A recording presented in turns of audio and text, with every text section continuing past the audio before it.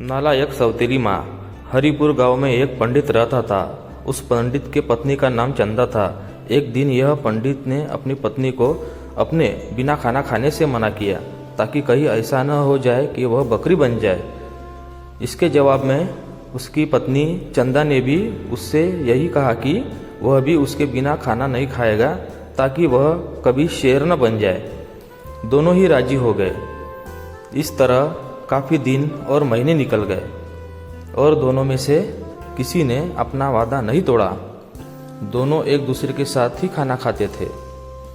पर एक दिन उस पंडित की पत्नी ने अपने बच्चों को खाना देते समय उस खाने में से चखने के लिए एक निवाला खुद खाकर देख लिया।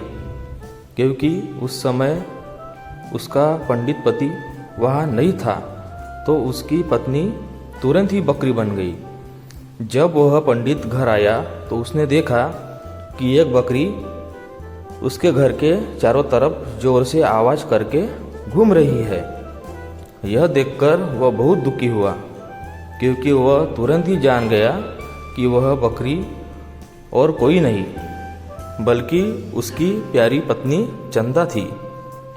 उसने उसको अपने घर के आंगन में बांध दिया और उसकी बड़ी सावधानी से सेवा करने लगा। कुछ साल बाद उसने दूसरी शादी कर ली। पर उसकी दूसरी पत्नी जो थी वह पहली पत्नी के बच्चों के साथ बिल्कुल भी अच्छा व्यवहार नहीं करती थी। वह तो उनको खाना भी बहुत कम देती थी और उन बच्चों को मारती भी थी। वे बेचारे बच्चे बहुत परेशान थे। उनकी बकरी माँ चंदा उनकी शिकायतों को सुनती रहती थी पर वह बेचारी भी कुछ नहीं कर सकती थी। उन बच्चों की माँ चंदा ने यह भी देखा कि उसके बच्चे खाना न मिलने के कारण दुबले होते जा रहे हैं। इसलिए एक दिन उसने अपने बच्चों में से एक बच्चे को अपने पास बुलाया और वह बच्चे से दूसरों को भी यह बात चुपचाप बताने के लिए कहा कि जब भी उनको भूख लगे तो वे एक डंडी से उसके सींगों को मारे। ऐसा करने से उसके सींगों में से कुछ खाना निकल आएगा जिसे वे खा सकेंगे। बच्चों ने ऐसा ही किया। अब जब भी उनको भूख लगती तो वे अपनी बकरी माँ के सींगों में डंडी मारते। इससे उनमें से कुछ खाना निकल आता और वे उसको खाकर अपना पेट भर लेते थे। इससे धीरे धीरे वह बच्चे तंदुरुस्त होने लगे। पर यह तो उस सौतेले माँ की उम्मीदों और किए के खिलाफ हो रहा था।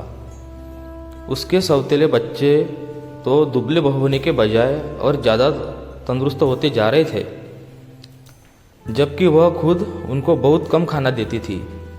वह उनको इतना तंदुरुस्त देखकर बहुत ही सोच में पड़ गई कि यह सब कैसे हो रहा था। कुछ समय बाद उस पंडित की दूसरी पत्नी ने एक आग की बेटी को जन्म दिया। वह अपनी उस कानी बेटी को बहुत प्यार करती थी और उसकी किसी भी ज़रूरत को तुरंत ही पूरा करने को तैयार रहती थी। उसे जो चाहिए वह चीज़ उसे तुरंत ही मिल जाती थी। कुछ दिनों बाद जब वह लड़की काफ़ी बड़ी हो गई, चलने फिरने लगी, बोलने लगी, अच्छी तरह बात करने लगी, तो उस बच्ची की माँ उसको दूसरे बच्चों के साथ घर से बाहर खेलने के लिए भेजने लगी। उसने उसको यह भी कहा कि वो अपने बड़े भाइयों पर निगाह रखे कि वे कब और कैसे खाते पीते हैं। लड़की ने कहा, ठीक है माँ, मैं उन पे नज़र रखूँगी। वह लड़की उनके साथ सारे दिन रही और उसने वह सब कुछ देखा जो उनके साथ हुआ। बच्ची ने वो सब बातें अपनी माँ को बताई। यह सुनकर कि बकरी उसके सौतेले बच्चों को खाना दे रही थी, पंडित की दूसरी पत्नी बहुत गुस्सा हुई। उसने तय कर लिया कि वह उस बकरी को जल्दी से जल्दी मार देगी। एक दिन पंडित के दूसरे पत्नी ने बहाना किया कि वह बहुत बीमार है और अपने इलाज के लिए एक हकीम को बुलवाया। उसने उस हकीम को 5,000 रुपये दी और कहा कि वह उसके लिए दवा के तौर पर उस बकरी का मांस खाने के लिए बताए। उस हकीम ने ऐसा ही किया। पंडित अपनी पत्नी की बीमारी के लिए बहुत चिंतित था और हालांकि वह बकरी को बिल्कुल नहीं मारना चाहता था, फिर भी वह अपनी दूसरी पत्नी को ठीक करने के लिए उस बकरी को मारने को तैयार हो गया। पर यह सुनकर उसकी पहली पत्नी के छोटे छोटे बच्चे बहुत रोए। वे बहुत दुखी होकर अपनी माँ के पास गए और उसको जाकर सब बताया। उनकी बकरी माँ ने कहा, मेरे प्यारे बच्चों, रो नहीं। जो जिंदगी मैं जी रही हूँ ऐसी जिंदगी से तो मर जाना ही अच्छा है। रो नहीं। मुझे तुम्हारे खाने को लेकर कोई दुख नहीं है, क्योंकि अगर तुम मेरा कहना मानोगे तो खाना तो तुमको उसके बाद ही मिलता रहेगा। मेरे मरने के बाद तुम लोग मेरी हड्डियाँ इकट्ठा कर लेना और उन हड्डियों को किसी ऐसी जगह दबा देना जहाँ उनको कोई ढूंढ न सके।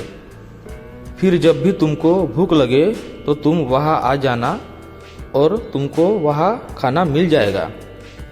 उस बकरी ने उनको यह सलाह बड़े समय से दे दी थी, क्योंकि जैसे ही उसने अपनी बात खत्म की और उसके बच्चे वहाँ से गए कि तभी एक कसाई अपना बड़ा सा चाकू लेकर वहाँ आ पहुँचा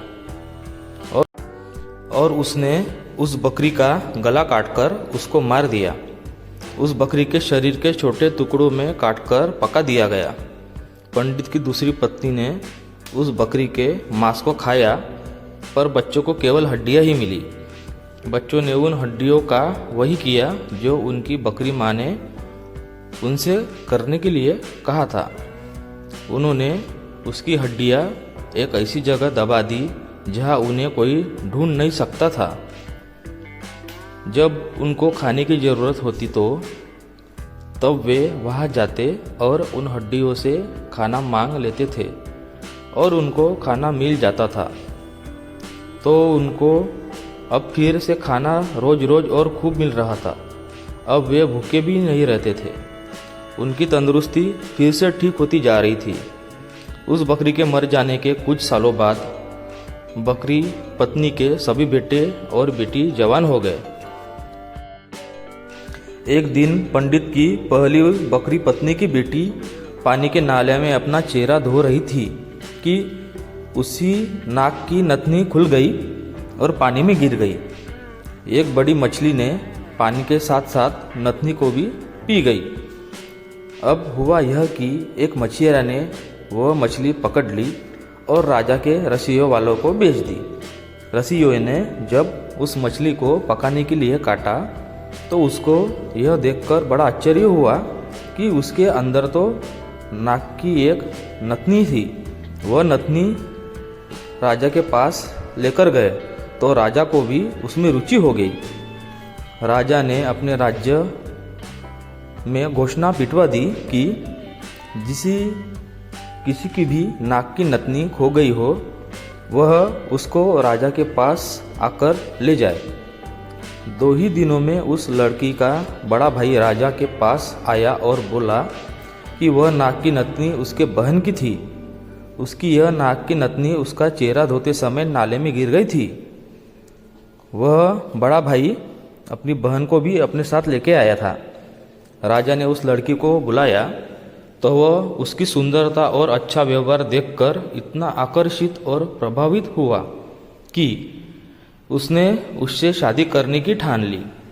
7 दिनों बाद दोनों की शादी हो गई और उसके परिवार की भी बहुत मदद की।